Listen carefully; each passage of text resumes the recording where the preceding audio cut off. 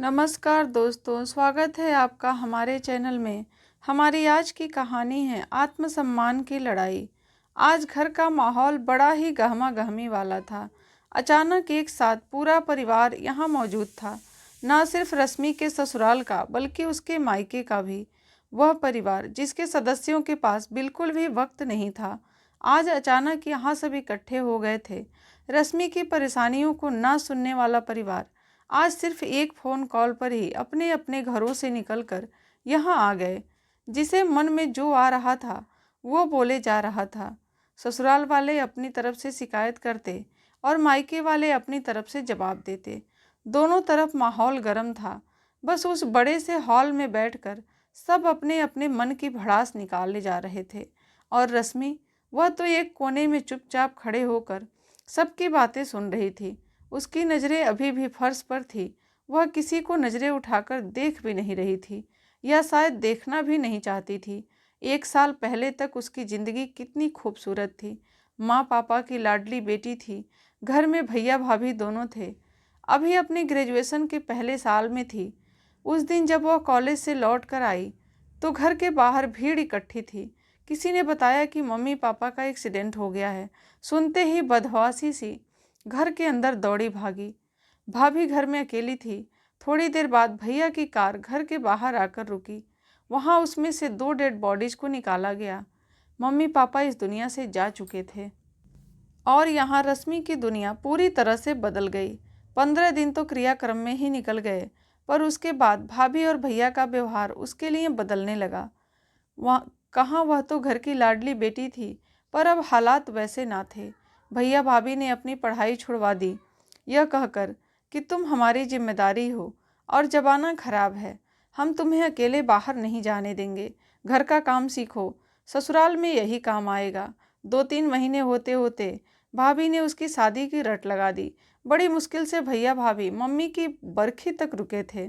जैसे ही mummy papa की बरखी ख़त्म हुई, तुरंत ही भैया ने बिना किसी से पूछे ही अमित के साथ उसका विवाह तय कर दिया। अमित उम्र में रश्मि से 10 साल बड़ा था। वह घर का बड़ा बेटा था। अपने माता पिता के साथ उनका दुकान चलाता था। उसका परिवार भी बड़ा रूढ़िवादी था। घर में सास ससुर और एक कुंवारी ननद थी। ननद निशा, जो 24 साल की हो चुकी थी, इसलिए उसके लिए लड़का देखा जा रहा था। 21 वर्षीय रश्मि घर की बहू बनकर तो आ गई, लेकिन उसके साथ उसके परिवार वालों का व्यवहार बिल्कुल भी अच्छा नहीं था। सारे नियम कायदे रश्मि के लिए बना दिए गए। सुबह से रात तक घर के कामों में लगी रहती और उसके बावजूद भी 10 ताने सुनती। जरा सी कमी रह जाने पर सास सबके सामने ही लताड़ देती। पर मजाल है कि घर का कोई सदस्य कुछ कह जाए। शादी के कुछ दिन बाद ही रश्मि अपने कमरे में थी। सास बिमला जी बाहर किसी पड़ोस के घर में गई हुई थी और निशा टीवी पर तेज आवाज़ में गाने सुनते सुनते कुछ खा रही थी, पर छिलके इधर उधर ही हॉल में फर्श पर फेंकी जा रही थी। तभी ससुर जी और अमित कुछ मेहमानों के साथ घर में आए। हॉल में फैले हुए कचरे और टीवी की तेज आवाज़ सुनकर ससुर जी और अमित शर्मिंदा हो गए। वहीं मेहमान भी चुपचाप खड़े हो गए, पर निशा का ध्यान अभी भी दरवाजे पर नहीं गया। अमित ने जब 1-2 बार आवाज़ लगाई, लेकिन तेज आवाज़ के आगे निशा ने सुना ही नहीं। ससुर जी ने इशारा किया तो अमित ने जाकर टीवी बंद कर दिया। तब जाकर निशा का ध्यान उसकी तरफ गया। सकपकाती हुई वह वहाँ से उठी और कचरा ऐसे ही छोड़कर कमरे में चली गई। अमित अंदर से रश्मि को बुलाने चला गया और ससुर जी मेहमानों को लेकर बरामदे में खड़े हो गए। रश्मि ने फटाफट आकर हॉल की सफाई की। तब अमित ने मेहमानों को अंदर बुलाया। इतने में बिमला जी भी पड़ोस से आ गईं। चाय नाश्ता कर मेहमान वहाँ से चलते बने, लेकिन उसके बाद ससुर जी ने बिमला को खूब सुनाने में कोई कसर नहीं छोड़ी। जब तुम्हें फ़ोन करके कह दिया था कि घर में निशा को देखने मेहमान वाले आ रहे हैं, तो घर की सफाई तो रखनी चाहिए थी। तुम लोगों की बेवकूफ़ी के कारण आज कितनी शर्मिंदगी उठानी पड़ी। बिमला जी ने कहा, अरे जब आपने फ़ोन किया था तो मैं पड़ोस में थी, पर जब मैं यहाँ से गई थी तो पूरी तरह से साफ़ सफाई थी। हाँ, हमारे घर में कोई छोटे बच्चे हैं ना, जो घर फैला देते हैं। शर्म आनी चाहिए तुम लोगों को। क्या इज्जत रह गई हमारी। जाते जाते वह लोग भी जवाब दे गए कि सोच कर बताएंगे। भला ऐसे फूहड़ घर की लड़की को कौन अपनी बहू बनाएगा। ससुर जी तो सुनाकर वापस अपनी दुकान पर चले गए, लेकिन बिमला जी निशा पर गुस्सा करने की जगह रश्मि पर गुस्सा करने लगी। देख, तेरे कारण हमें 10 बातें सुननी पड़ी हैं, ऊपर से लोगों के सामने हमारी नाक भी कट गई। जब से यह मनहूस हमारे घर में आई है तब से कुछ न कुछ गड़बड़ ही होता है। पर मैंने क्या किया मम्मी जी? वह तो निशा दीदी। रश्मि इसके आगे कुछ बोल ही नहीं पाई। बिमला जी ने चिल्ला चिल्ला कर हंगामा खड़ा कर दिया। मेरी बेटी को दोष दे रही है? अरे तेरी तरह मनहूस नहीं है वह बहुत भागों वाली है। अपनी गलती उसके ऊपर मत डाल। बस उसके बाद घर का माहौल खराब हो गया। शाम को जब अमित घर पर वापस आया तो बिमला जी ने एक की जगह दो लगाकर उससे उसकी सारी बातें कह दी। उनकी बातें सुनकर अमित को भी गुस्सा आ गया और वह तमतमाता हुआ अपने कमरे में गया और रश्मि के गाल पर एक थप्पड़ दे दिया। उसकी तो उसने एक भी नहीं सुनी। हमारे घर में रहना है तो हमारे तरीके से रहना है, वरना निकल जाए यहाँ से। अमित के यह शब्द सुनकर रश्मि हैरान रह गई, पर घर में से किसी ने एक शब्द भी नहीं कहा। यहाँ तक कि ससुर जी ने भी अपने बेटे को समझाना पसंद नहीं किया। रश्मि अब बर्दाश्त नहीं कर पाई और अपना सामान पैक करके अपने मायके रवाना हो गई। उसको उम्मीद थी कि भाई तो उसका साथ देगा, पर यह सिर्फ एक कोरा झूठ साबित हुआ। रश्मि को अचानक मायके के दरवाजे पर खड़ा देखकर भाई भाभी तिलमिला गए। भाभी ने तो घर में उसे घुसने भी नहीं दिया। वहीं दरवाजे पर खड़ी अपनी ननद पर चिल्लाते हुए बोली, अरे अपने ससुराल वालों से लड़ झगड़ कर आई है, जिंदगी भर क्या हमारी छाती पर ही मूंग दलती रहेगी? अरे मैं भी ससुराल में रहती हूँ, लेकिन तुम्हारी तरह दोहरा चरित्र नहीं दिखाती। क्या इज्जत रह गई हमारी समाज में? रश्मि पहले से ही परेशान थी। भाभी की बात सुनकर उसे रोना आ गया। उसने कुछ कहना चाहा, लेकिन उससे पहले ही भाई बोला, देख रश्मि, हमने तेरी शादी कर दी है, अब जीना है मरना है, जैसे भी रहना है तुझे तेरे ससुराल में ही रहना है, हमें माफ़ कर दे। कहते हुए भाई ने रश्मि के सामने हाथ जोड़ लिए। उसके आगे रश्मि कुछ कह ही नहीं पाई। इसके आगे तो रश्मि को कुछ सूझ ही नहीं पाया। वह तो दरवाजे पर भूत बनी खड़ी रह गई। थोड़ी देर बाद भाई अपनी कार में बैठाकर रश्मि को वापस ससुराल छोड़ आया। बिमला जी बड़ी ही कुटिल मुस्कान के साथ उसका स्वागत की। बस वही एक लम्हा था जिसने रश्मि के स्वाभिमान को चूर चूर कर दिए, साथ ही उसके ससुराल वालों के हाथ हमेशा के लिए खोल दिए। अब तो उसे परेशान करने में बिमला जी कोई कसर नहीं छोड़ती। बहुत गई थी ना भाग करके अपने मायके वालों ने धक्का मार के खुद ही छोड़ दिया। रश्मि सुनकर चुप रहने के अलावा कुछ नहीं कह पाती। अब तो आए दिन अमित उस पर हाथ उठाने लगा था। जानता था कि रश्मि जाएगी तो कहीं नहीं। अब तो घर की चक्की पीसने के अलावा उसके पास कोई रास्ता भी नहीं है। लेकिन आज रश्मि के माता पिता की पुण्यतिथि थी। माता पिता की याद में उसको बहुत परेशान हो रही थी वो, पर फिर भी किसी भी काम में उसका मन नहीं लग रहा था। लेकिन काम तो उसी को करना था, इसलिए चुपचाप अपने कामों में लगी हुई थी। शाम को सबको खाना खिलाने के बाद रश्मि ने गैस पर दूध गर्म करने के लिए रखा और वहीं रसोई में खड़ी हो गई। खड़े खड़े ही उसने अपने माता पिता के साथ वह दिन याद आने लगे कि उसके साथ वो बड़ी खुशी खुशी रहती थी। मन में यह विचार आने लगे कि आज मम्मी पापा जिंदा होते तो उनकी ज़िंदगी कुछ और ही होती। वह अपने ख्यालों में इतना खो गई कि यह भी ध्यान नहीं रहा कि गैस पर दूध उबलकर बाहर गिरने लगा है। इतने में बिमला जी रसोई में आ गईं।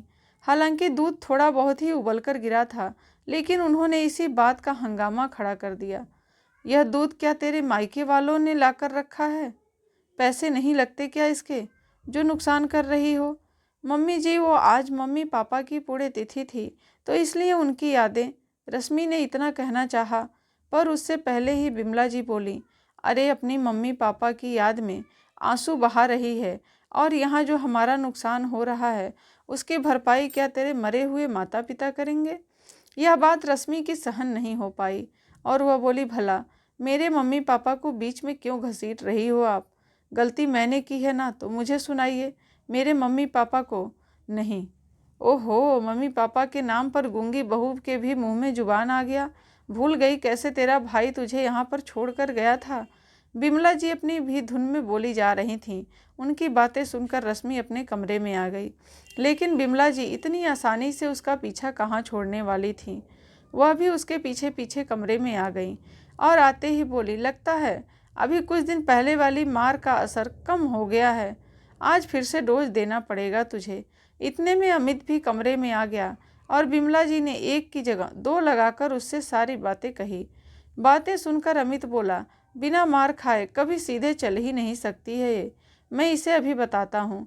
कहते हुए अमित रश्मि के तरफ बढ़ा और उसे जोरदार धक्का दे मारा, जिसके कारण रश्मि बेड पर जा गिरी। अमित उसे मारने के लिए उसकी तरफ बढ़ ही रहा था कि रश्मि का हाथ पलंग पर पड़े अमित के बेल्ट पर गया। उसने उसे उठाया और पलटकर अमित को खींचकर उसी बेल्ट से मारा। बेल्ट की मार पड़ते ही अमित दूसरी तरफ जा गिरा और उसके मुंह से चीख निकल आई, आह। यह देखकर बिमला जी ने जोर से चिल्लाई, हे भगवान, बहू क्या यह तुम्हारा दिमाग खराब हो गया है? पर इस बार रश्मि रुकी नहीं। उसने उस बेल्ट से पलटकर 3-4 बार अमित पर दोबारा पूरे हिम्मत के साथ वार किया। रश्मि के व्यवहार से अमित बिल्कुल भी हैरान रह गया, इसलिए उसने अपने आप को संभाल भी नहीं पाया। बिमला जी रश्मि का हाथ पकड़ने के लिए उसकी तरफ लपकीं तो रश्मि ने उन्हें भी धक्का देकर एक तरफ गिरा दिया। अपने आप को संभालती हुई बिमला जी चिल्लाकर बोली, अमित जल्दी बाहर भाग, तेरी पत्नी पर पता नहीं आज क्या भूत सवार हो गया है। अपनी माँ की बात सुनते ही अमित जैसे तैसे खुद को संभालता हुआ कमरे से बाहर भागा। उसने फटाफट कमरे का दरवाज़ा बंद कर दिया और यहाँ पूरा परिवार इकट्ठा हो गया। रश्मि के भाई भाभी के आने के बाद ही कमरे का दरवाज़ा खोला गया और रश्मि को बाहर बुलाया गया। अभी रश्मि यह सब सोच ही रही थी कि उसके भाभी ने उसके पास से आकर उसकी बाहों को पकड़ लिया और पूरी तरह से झकझोर दिया। आखिर चाहती क्या ही है तू? अपने माता पिता के साथ तू भी खत्म हो गई होती तो कम से कम आज यह दिन तो नहीं देखने को मिलता। अरे लेकर जाओ इसे अभी के अभी। कितनी बुरी तरीके से मारा है मेरे बेटे को, देखो उसके शरीर पर नील के निशान पड़ गए हैं, बिमला जी ने अपने बेटे की तरफ इशारा करते हुए बोली। तभी भैया हाथ जोड़कर खड़े हो गए और यह बोले, समधन जी, समझा रहा हूँ ना अपनी बहन को। भैया कुछ कहने के लिए उसके पास गए। इतने में रश्मि बोली, मुझे तलाक चाहिए, मैं इस आदमी के साथ और नहीं रह सकती और ना ही इस परिवार के साथ। रश्मि की बात सुनकर भैया के पैर वहीं के वहीं रुक गए, लेकिन भाभी बोली, अच्छा तलाक लेकर कहाँ जाएगी तू? उसे घर में तो मैं तुम्हें घुसने नहीं दूंगी। आप कौन होती हैं मुझे वहाँ जाने से रोकने वाली? रश्मि ने धीरे से कहा। तो भाभी चिल्लाते हुए बोली, वो मेरा घर है, वहाँ मेरी चलेगी, तेरी नहीं। भाभी की बातें सुनकर रश्मि बोली, वो मेरे माता पिता का घर है, आपका नहीं। उस पर मेरा भी हक है और मैं वो हक लेकर रहूँगी। बहुत सहन कर लिया मैंने, अब तो ननद की बात सुनकर भाभी के पसीने छूटने लगे और उन्होंने पलटते हुए कहा, अरे लड़की, अपने ससुराल में ही तुम अच्छी लगोगी। तुम्हारे भैया बात कर रहे हैं ना, फिर क्यों बेवजह बकवास किए जा रही हो? और फिर बिमला जी ने पलट कर कहा, अरे समधन जी, क्यों अपने बेटे का घर बिगाड़ रही हैं? आपकी निशा के लिए रिश्ते आने भी बंद हो जाएंगे। अगर यह बात आकर बाहर निकल गई तो अब तो बिमला जी भी अपने सुर बदलने शुरू कर दी थी, लेकिन रश्मि अपना दिल पक्का कर चुकी थी। वह बोली, मुझे आप लोगों की हमदर्दियों की कोई ज़रूरत नहीं है, मैंने फैसला कर लिया है, मुझे तलाक चाहिए बस, और इनसे भरण पोषण के पैसे भी चाहिए, साथ ही मुझे मेरे मायके के मकान में अपना हक चाहिए। अब मैं किसी की मोहताज नहीं हूँ, अपने पैरों पर खुद खड़ी हो जाऊंगी, कहकर रश्मि अपने कमरे में अपना सामान लेने चली गई। जब अपना सामान पैक करके बाहर आई तो अमित ने उसका रास्ता रोक लिया, लेकिन रश्मि ने कहा, मेरा रास्ता छोड़िए वरना मुझे पुलिस का सहारा लेना पड़ेगा। अब मैं किसी भी तरीके से झुकने वाली नहीं हूँ। पुलिस का नाम सुनकर अमित डर कर रास्ते से हट गया। रश्मि वहाँ से निकलकर सबसे पहले एक सुनार की दुकान पर पहुँची। वहाँ अपनी सोने की अंगूठी बेचकर पहले एक वकील हायर किया और सीधा अपने मायके के घर पहुँच गई।